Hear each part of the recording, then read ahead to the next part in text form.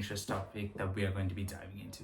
It is the integration of social media into education, and exactly what benefits and what drawbacks that holds for the students and the teachers that will be involved in it. So without further ado, let's get on with the video. So let's start off with the benefits of social media integration in learning and in the education field. So let's start off with one of the biggest benefits that I personally think is a part of integrating social media into the education system, and that is the sheer accessibility of information. Picture this. People will be able to go onto Facebook, LinkedIn, or any sort of social media platform and be able to read blog posts from people, articles that people have posted, and be able to seamlessly gather information from the internet straight onto whatever assessment or task that they're doing at hand, and be able to not spend days, weeks, and even at certain times months looking through books in libraries. And another very important benefit when you come to integrating social media into the education industry is how easy it is to connect with your peers.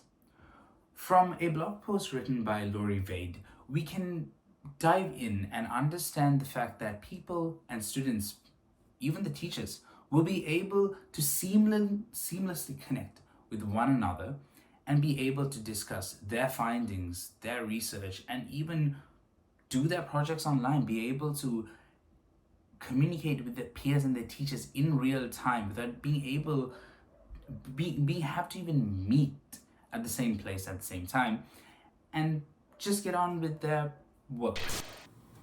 Now, that does not mean that integrating social media into the education system doesn't have its drawbacks. It definitely does. In a post that was posted by Susan Cumberland, she takes a very deep dive into the multiple cons that you would see when integrating social media into the education system. So let's start off with what those are. Firstly, you get detached from society itself. Imagine people constantly being online, and that's the only way they interact with their students and their teachers. Or that will be one of the main ways they interact, which means they will be detached from society, and that's really not good. Another interesting factor is distraction within the classroom or even outside.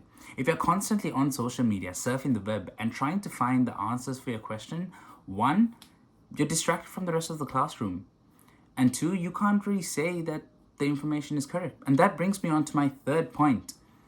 Not everything on the internet is true. If you're trying to file a very important report or a very important assessment and you need factual details, just a 5-minute Google search or scrolling through a LinkedIn post or a Twitter feed is not going to give you the accurate information that you're looking for. And that is one of the biggest drawbacks of having social media integrated into the education system. But in conclusion, what we can say is, yes, integrating social media into the education system definitely has their benefits, but that doesn't mean it doesn't have drawbacks. It does. Having a clever workaround and being able to have limited use of social media within the education industry or within the assessment or project that you will be doing is one of the best ways to fight it. And with that, we end the video. I'm Shavi Mandalaka, and thank you for watching.